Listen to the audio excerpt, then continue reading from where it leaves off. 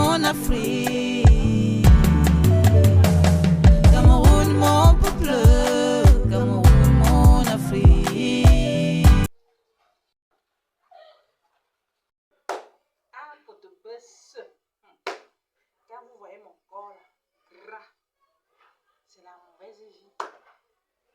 J'avais souvent entendu les gens dire que mon gros corps, si c'est dû à la mauvaise vie. La sauce d'arachide. Dieu m'a interdit la sauce d'arachide depuis. Maintenant, là, je mange la sauce d'arachide depuis que je suis chez les gens. Depuis que je suis chez les gens, on ne connaît même pas que la nourriture de Jésus. Et, il dit bizarre, ça a dit, mais Dieu me dit bizarre. Qui ignore ce que c'est que la nourriture de Jésus? Le pain, non. Les gâteaux, non. Quoi encore? Les yaourts. Quoi encore? Le poisson, bar, non. Quoi encore? Dites-nous, les spaghettis. Quoi encore? Dites-nous, la nourriture de Dieu. Le vin, non. Hé, la bière. Quel goût? Le vin rouge. Et vraiment,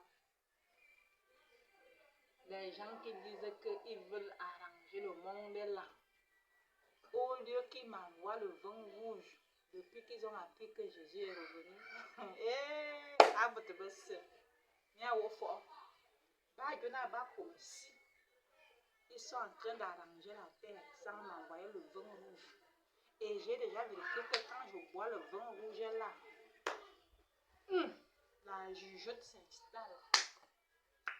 Quand je mange le pain, non, le pain de la boulangerie que vous connaissez là, le bon sens s'installe.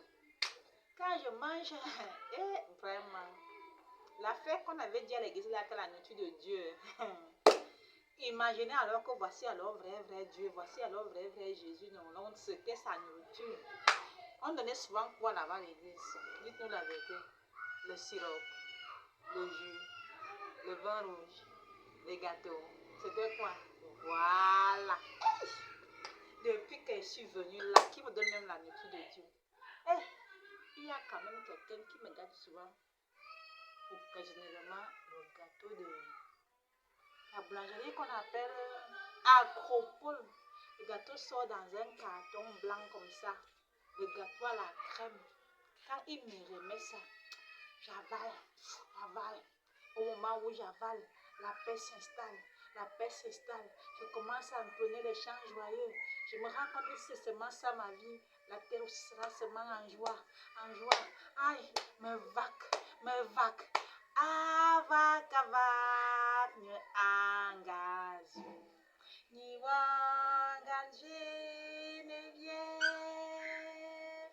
Akombeni, mile mi bot. Ave ben fefeni. Ave ben fefeni. Ave ben fefeni. Aïe! Tout le monde connaît le secret. Tout le monde connaît le secret. Ah, je n'ai pas dit que pasteur a dit au général, il a dit que pasteur, le pain, le vin rouge, le poisson de douce, le poisson frais, n'est-ce pas que tu connais? Pourquoi tu n'appliques pas ça pour que la terre s'arrange? Aïe, je te pardonne. Prochainement, le poisson de douce, la vipère, le poisson frais, congé comme bonsoir, congé comme mon bolo, congé comme, je vais encore m'aligner, mon mec en rang comme toutes les clientes. Jésus en rang, elle va acheter le poisson. Le Cameroun a chaud, venez au même secours, venez au secours du Cameroun. Secours du Cameroun. Ce sont les réunions qui vont résoudre les problèmes du monde, non? On vient faire quoi au secours du Cameroun? Ce sont les réunions, les sommets qui vont résoudre les problèmes du monde. On vient au secours du Cameroun comment? Au lieu de venir souffler au directeur de congé comme que quand Jésus est dans ta boutique, tu donnes. Au nom de Dieu, Jésus n'achète pas. Au nom de Dieu, Jésus ne doit pas acheter. Vous savez pourquoi? Jésus peut même acheter, vous voyez, non? Mais quand Jésus prend ou bien quand on donne avec bon cœur à Jésus, hey! Après qu'on disait que si je dors chez toi, tu deviens où? Quand je dors chez quelqu'un, Dieu lui fait construire l'étage. Vous avez compris? La maison, vous comprenez, non? Je ne sais pas comment Dieu fait. Mon père, non? Mon père agit, non? Moi aussi j'agis, n'est-ce pas? Voilà. N'allez plus seulement dire qu'on a seulement tout le temps. Appelez-la Jésus, appelez-la Jésus, appelez-la Jésus, appelez-la Jésus, Le mariage. Le mariage est une institution divine. Le mariage est une institution divine. Et dans le nouveau monde, il est clair que l'on vous dise ouvertement et solennellement que c'est Jésus qui est le chef du mariage. Il y a des choses que Dieu le Père lui-même gère. Il y a d'autres choses dont Jésus gère. Alors Jésus est le Père du mariage. C'est la même chose avec la présentation des enfants. Baptiser les enfants, présenter les enfants à Dieu, présenter les enfants à l'église. C'est de la compétence du Seigneur Jésus. C'est-à-dire de la compétence du Seigneur Jésus. Le mariage donc, qui fait l'objet de notre enseignement de ce soir, comme je le disais tantôt, est une institution divine. Premièrement, le mariage est vraiment important, dans la mesure où, grâce au mariage, il y a la naissance des enfants. Oui. Et une fois qu'on a des enfants, on a le devoir de les encadrer, de les entretenir, de les élever jusqu'à la maturité, qui est au moins à l'âge de 15 ans, jusqu'à 20 ans, 21 ans, comme on dit officiellement, selon les textes juridiques des États. Mais à partir de 15 ans, un enfant est déjà suffisamment mature. Oui. Pire encore, cet enfant qui a la chance d'être encadré par les conseillers ou bien les conseillers psychosociales comme les noms comme ça. 15 ans, c'est largement suffisant pour être un enfant responsable. Le mariage est tellement difficile dans la mesure où ce sont des personnes qui ne se connaissent pas, mais qui se croisent un jour et décident de faire leur vie ensemble. Mais qu'est-ce que je peux vous dire en guise de conseil ou bien de recommandation ce qui concerne le mariage? C'est que de un, il est clair que l'homme doit donner l'argent à la femme. Indiscutable, l'homme doit donner l'argent à la femme. 2. Par le passé, nous avions toujours eu à dire les qualités d'un bon mari sont, les qualités d'une bonne épouse sont. Et justement, on a toujours dit que la femme doit honorer son mari pour être considérée comme une bonne épouse. On a également souvent dit que l'homme doit aimer sa femme pour être considéré comme un bon mari. Je suis venue ajouter, en dehors de ce qui a existé avant, que je n'annule pas, je suis venue vous dire que officiellement, l'homme doit donner l'argent à sa femme. Je suppose que dans la maison, il n'y a pas la bonne ambiance. Le devoir de l'homme, c'est de donner de l'argent. Le devoir de la femme, c'est de prendre cet argent avec amour, comme une offrande que l'on exauce. Parce que dès qu'il fait ce geste, qui est un geste qui signifie que je ne veux pas de problème avec toi, qui est un geste qui signifie que je t'aime, je connais ton importance à mes côtés, automatiquement, ce que tu dois lui réserver, c'est l'exaucement. Il a prié, il t'a prié en tant que sa femme, en te donnant cet argent, au moment où il réalise que c'est un faux froid, ça a refroidi. Alors, il doit donner de l'argent. Parce que la femme, quoi que l'on dise, quelle qu'elle soit, elle a besoin d'être flattée. C'est tellement vrai que même au lit, la femme a prioritairement besoin d'être flattée. Je me rappelle, après mon mariage, mon mari m'avait dit à la nuit de notre noce que maintenant que tu as déjà signé l'acte de mariage avec moi, tu es déjà sous mon contrôle, je peux déjà faire de toi ce que je veux. Non, pour moi, s'il y avait lieu de démissionner ou de divorcer, juste moins de 24 heures après notre union, je l'aurais fait. J'avais juste eu honte. Une personne te dit que non, l'acte de mariage ne te donne pas le droit de disposer de la vie de ta femme. Ne te donne pas le droit de faire n'importe quoi vis à ta femme. Par contre, l'acte de mariage, c'était juste une mesure sécuritaire à ce qui concernait les biens. Nous sommes tous d'accord aujourd'hui que les biens matériels, ça passe. Ce qui reste, c'est la vérité, c'est la vie éternelle, c'est le bon témoignage, c'est le respect que l'on reçoit pour ce que comporte d'une manière ou d'une autre. Donc, pour vous dire quoi? Pour vous dire que le mariage demande que de temps en temps, que le mari donne de l'argent à sa femme pour payer sa femme. Parce que je vous dis, je ne vous mens pas, chez l'homme, c'est inné. Chaque 4 heures du matin, son zizi se lève. Alors que chez la femme, il faut.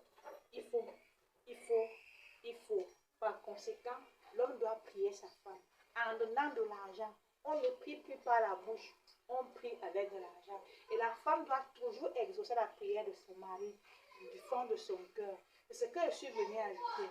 Je reviendrai sur le sujet prochainement parce que pour le moment, on va d'abord nous arrêter là. Mais rassurez-vous, le mariage est une institution divine. Et c'est moi, Jésus, le chef du mariage, partout dans le monde entier. Retenez ça. Geneviève est le chef du mariage. Geneviève est le chef de la présentation des enfants à l'église. Et Geneviève souhaite que chacun ait la paix. Parce que l'homme mérite la paix. La femme mérite la paix. Vous deux, quel que soit le cas, vous devez prier ensemble pour bénéficier de ce qu'on avait dit. Parce que la plus grande erreur qui a été par le passé, c'était qu'on n'avait jamais dit que hommes et femmes, si vous ne priez pas ensemble, vous n'aurez pas le bonheur. On avait seulement dit que femmes, soumettez-vous à votre mari. Un point, c'est tout. On a vulgarisé, on a encore vulgarisé cet article. Pourtant, il y avait des articles qui n'allaient pas à l'encontre de cela, mais qui complétaient cela et qui étaient indispensables. Donc, pour vous dire, le mariage est une institution divine. Et désormais, ne rêvez plus, ne faites plus comme moi. Moi, j'étais bébé, j'étais naïve, je ne connaissais même pas que Dieu est sur terre. Donc, moi, je me suis mariée dans ces conditions. Vous tous là, vous avez la chance de savoir que Jésus est là, au milieu de vous. Et quand je vous dis, appliquez simplement. Quand ça ne va pas, tu donnes l'argent à ta femme et ta femme a le devoir de prendre cet argent et d'exaucer ta prière.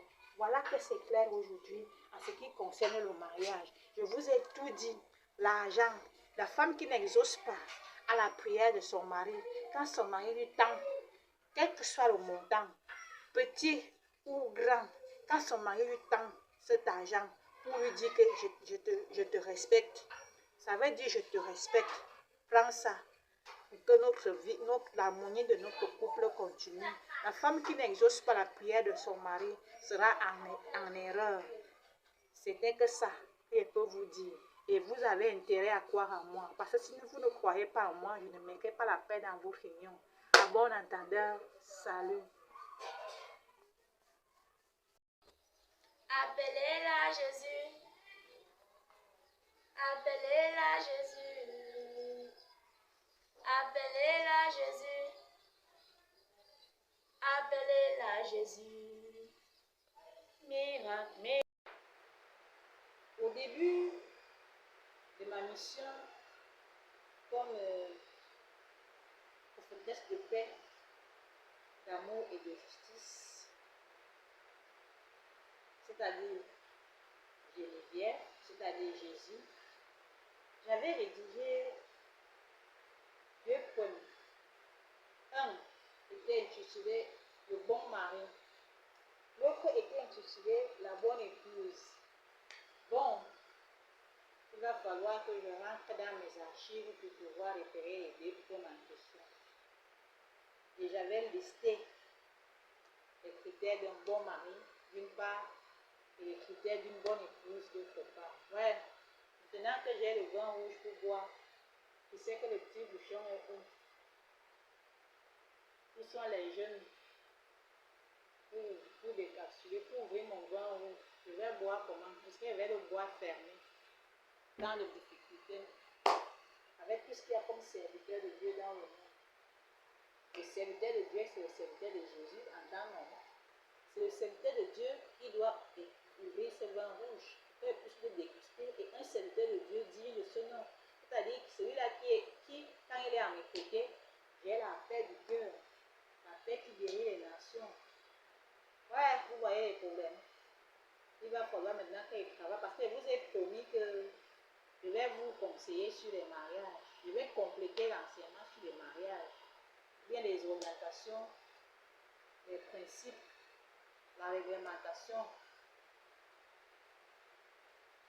dans le cadre du mariage. Je sais que je vais faire comment maintenant. Je voulais boire mon vin pour que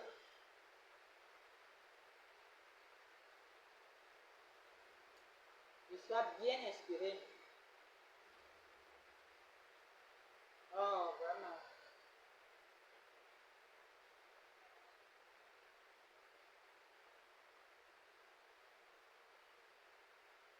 J'ai quand même retrouvé la nourriture du Seigneur, n'est-ce pas? Peut-être un gâteau. La nourriture du Seigneur.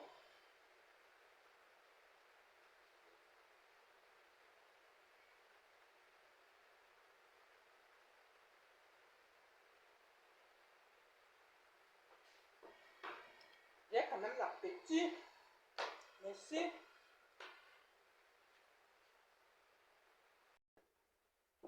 Je finis même déjà le gâteau. Jusque là, on ne trouve pas le petit bouchon. Donc, nous sommes là pour parler du mariage. Là, le mariage,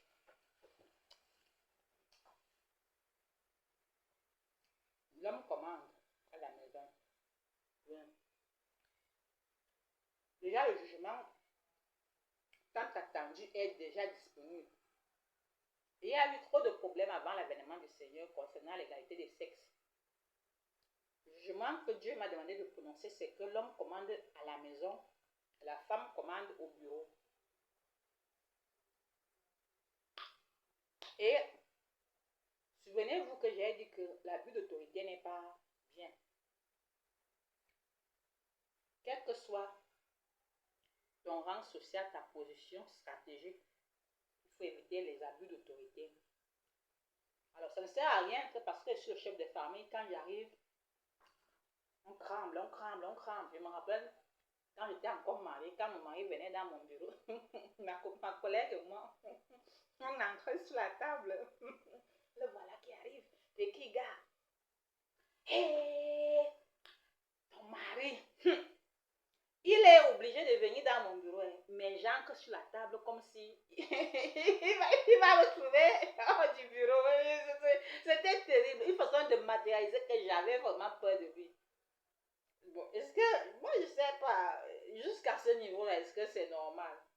En tout cas, c'était quoi? Parce que ton mari s'amène, mais il faut que tu crames le point où... Non, non, non, non, non. Alors quand on dit que c'est toi qui commandes à la maison, tu dois tout faire pour demeurer un parent, un mari aimable. Certes, il y a des situations de prise de décision. Et même jusque-là, en ce qui concerne la prise de décision, en ce temps-là, on avait eu face, quand j'étais mariée, j'avais eu face à une situation où, j'avais fait face à une situation où il fallait décider sur le domaine d'activité où nous devions agir ensemble. J'ai proposé ça, il a proposé ça, mais finalement, il n'a même pas cherché à comprendre ce que j'ai suggéré. Il a fait ce que lui avait opté de faire, ce qu'il avait choisi de faire. Bon, on ne va pas faire un procès entre mon ancien mari et moi maintenant. Mais c'est juste pour vous dire que autant de situations peuvent se poser dans un couple, il y en a beaucoup. Et je pense que nous allons, avec le temps, au cas par cas, inventorier les différentes situations possibles et donner les formules, les résolutions universelles pour chaque situation dans le cadre du mariage. Ce qu'il faut faire pour que vous n'ayez plus à vous casser les méninges. D'accord? Par exemple, quand la femme a les enfants hors mariage, qu'est-ce qui doit se faire? Quelles sont les différentes solutions possibles quand le mari a eu des enfants hors mariage? Parce que dans mon cas, on avait eu une situation où j'avais des enfants avant le mariage et lui également. Maintenant, lorsqu'on a cotisé de l'argent ensemble pour investir, si j'ai donné 5 millions, il a donné 9 millions, par exemple. Alors, pour finir, il a fait les papiers de toutes les machines au nom de son fils qu'il a eu avant moi. Et quand je lui ai demandé pourquoi il a fait comme ça, il m'a dit, ah, malin, malin et demi. Il ne m'avait pas consulté. S'il m'avait même consulté, j'allais dire oui, parce que j'aimais bien son fils, qui était devenu mon fils. Mais il ne m'avait pas consulté, mais j'avais trouvé ça comme une façon de me poignarder. Donc, les relations dans le mariage sont terribles. En même temps, je ne peux pas dire que c'était une union inutile, puisque quand j'étais avec mon mari, il se souciait de me... Il était content lorsqu'il assumait ses fonctions de mari. Quand il voyage, il s'arrête en route, il achète le plantain, la viande de brousse, le poisson de douce, très fier. Quand je pars le retrouver là où il est, il vient me prendre à l'agence avec le véhicule. Il est vrai que lorsqu'il fallait payer la scolarité des enfants, il préférait que mon salaire soit utilisé. Lorsqu'il fallait rationner, il préférait que mon salaire soit utilisé. Et puis il disait que son argent, lui, devait servir à l'épargne. Et c'est cette épargne que quand ça a été assez volumineux, il a décidé qu'on crée l'entreprise. Et il est venu, il a vidé tout ce que j'avais dans mon compte bancaire pour additionner, avoir le capital pour l'ouverture de notre entreprise. L'entreprise dont le matériel qui avait été acquis, matériel durable qui avait été acquis, avait été facturé au nom de son enfant. Vous voyez un peu les problèmes. Quand j'ai constaté cela, j'ai eu très mal. Très mal. Certes, il m'avait dit à malin et demi parce qu'il avait estimé que j'avais construit derrière son dos. En fait, quand j'ai connu mon mari, je faisais dans les business. J'avais l'épargne et quand il m'a dit qu'il allait m'épouser, je lui ai dit que j'ai un peu d'argent et j'ai divisé mon argent en deux. J'ai dit que je sors d'une famille, on appelle même ça comment, une famille de paysans d'ailleurs. Et j'ai eu 2 enfants avant le mariage. Donc j'ai divisé mon argent d'avant mon mari en 2. Je lui ai dit que voici la part qui entre dans notre foyer et voici la part qui me revient à moi et ma famille d'origine. Curieusement, c'est avec cet argent que je me suis acheté un lopin de terre. Et vraiment, Jésus achète le terrain. Écoutez les problèmes de ce monde. Et je me suis acheté un lopin de terre et que fin de fin, j'ai aussi élevé un toit. Bien sûr, cette fois-là, sans toutefois le consulter, parce que pour moi, ça ne le regardait pas. Et tellement il me menaçait, tellement j'avais peur de lui qu'il ne pouvait plus me confier à lui à 100%. Vous voyez les problèmes du mariage? Après ça, nous, on s'était séparés. Pas à cause de ces problèmes, mais du fait que j'avais constaté que j'avais véritablement un appel. Et lui aussi, le jour que je sortais de chez lui, la dernière parole qu'il a dite, c'était que entre toi et moi, il n'y a pas de problème. Pas, il faut partir. Il faut partir, mais entre toi et moi, il n'y a pas de problème. Après tout ce qu'il y avait eu comme mésentente, comme incompatibilité d'humeur, je m'étais rendu compte que j'avais reçu l'appel et qu'en ayant un mari comme celui-là, je ne pouvais pas devenir prophète. Le prophète est indépendant. Je ne pouvais pas devenir Jésus. Jésus ne consulte pas quelqu'un pour sortir faire son travail. Jésus ne consulte pas le mari. Donc, il fallait que je sois libre. De toutes les façons, je vous ai raconté ça pour que vous compreniez que le mariage n'est pas facile. Mais je suis venue vous dire qu'après toute enquête, après toute étude, après de profonde réflexion même d'ailleurs, ce n'est pas bon de divorcer. 10 ans après, en temps normal, si mon mari n'avait pas pris une autre femme, je serais rentrée chez lui. Eh oui! Puisque je ne suis pas sortie à cause de l'adultère ou bien à cause de je ne sais pas pourquoi, je suis sortie parce que j'ai été appelée. Et quand Dieu a su que s'il ne me bouscule pas, s'il ne rend pas mon mariage amer, je n'allais pas fuir, je n'allais pas quitter le foyer, Dieu a rendu mon mariage amer. Mais comment faire pour tirer cette leçon après? Avant, mais c'est après qu'on tire cette leçon. Mais entre-temps, mon mari a pris une autre femme, alors qu'on était mariés sur régime monogamique. Il avait estimé que j'étais folle. Mais chemin faisant, ce n'était pas de la folie. C'était mon appel. C'était la souffrance des prophètes. C'est pour ceux qui m'écrivent la Bible, on parle de la souffrance des prophètes. Donc, un certain nombre de signes, de symptômes qui accompagnent la découverte d'un véritable prophète. Pour vous dire quoi? Pour vous dire que dans le mariage, ce n'est pas nécessaire, ce n'est pas bon de divorcer.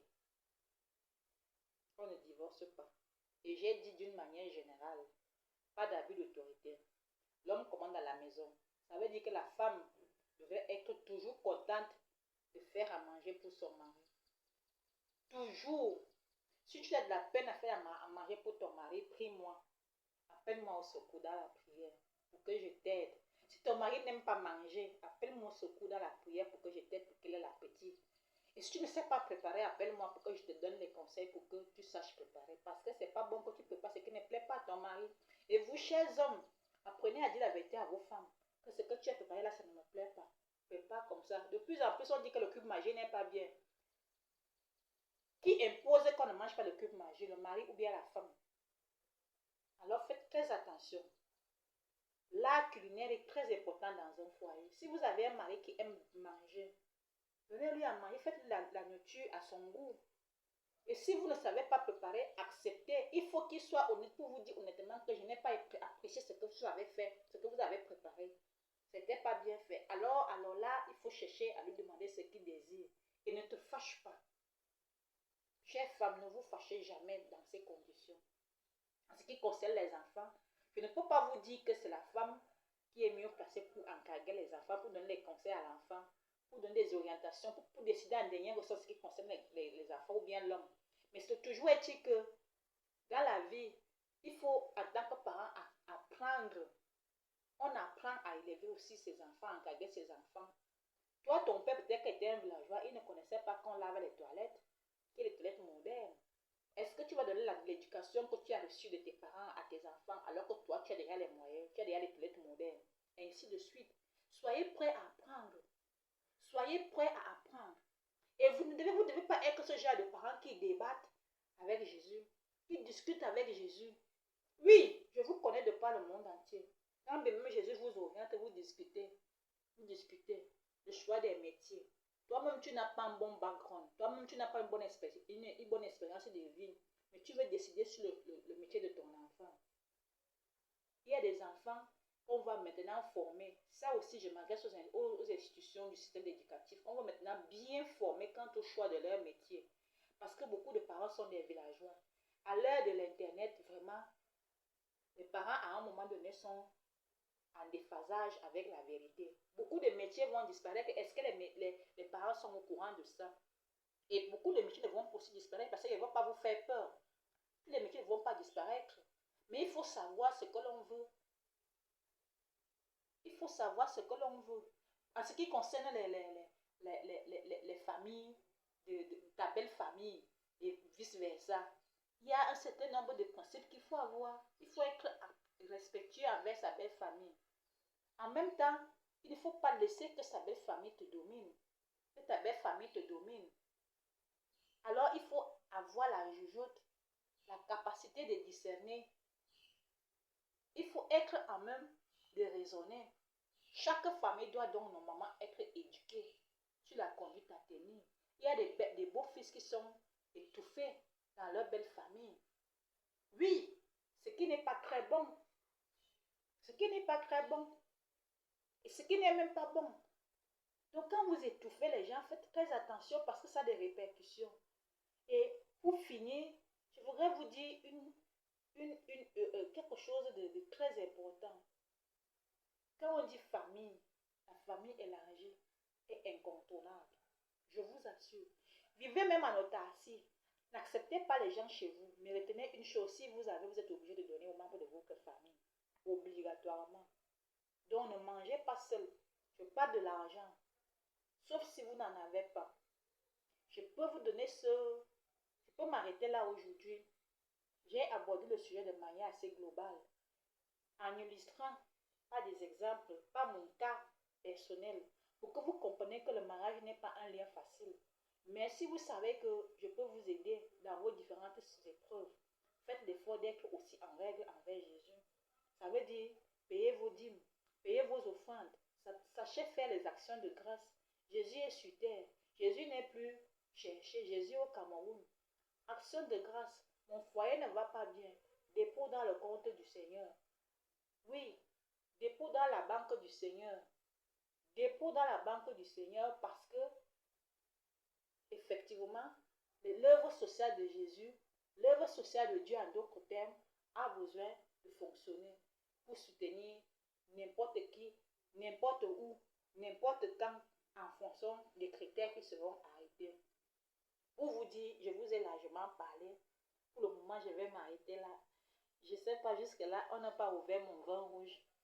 On est parti chez les voisins pour chercher le petit bouchon. On ne sait pas où est-ce que la femme de la maison a gardé son petit bouchon. Donc, je vous aime. Je vous aime beaucoup. Nous allons continuer à nous des échanges, des tables rondes, des causeries éducatives. Mais franchement, quand je suis invitée, tout ce que j'ai dit est parole d'évangile. Miracle, miracle, miracle. Miracle, miracle, miracle. Miracle, miracle, miracle. Comme si j'avais frappé ça par terre. Je vous bois. Miracle, le monde a changé. Miracle, miracle, miracle. Miracle, Dieu a changé mon nom.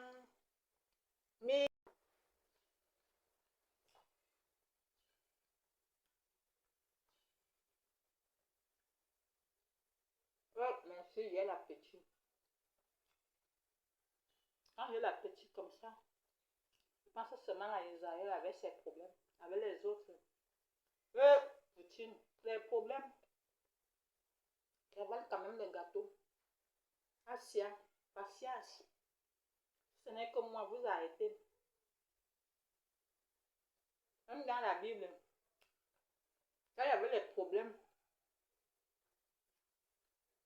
le peuple devait faire marche arrière. Revenir vers le dirigeant. Le dirigeant, vous devez leur dire la conduite à tenir. J'aime souvent dire que Dieu avait dit quelque part qu'il veut le sang. Qu'on apporte le sang à son hôtel. Les gens ont cru que c'est le sang liquide, alors qu'il voulait dire que il voulait le mouton ou le bœuf. Il voulait manger le mouton. Ça veut dire que c'était son représentant et pas l'Esprit de Dieu.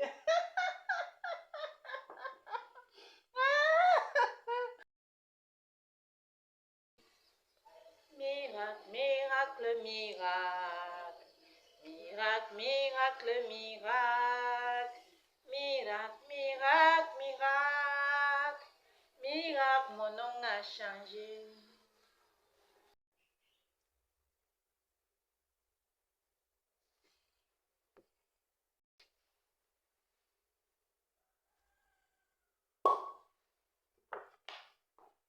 Pour le moment, je bois mon vin rouge.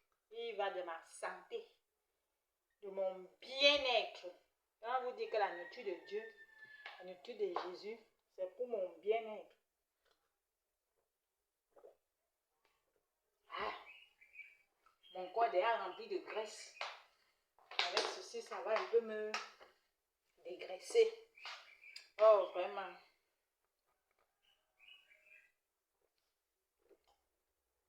Il est quand même délicieux.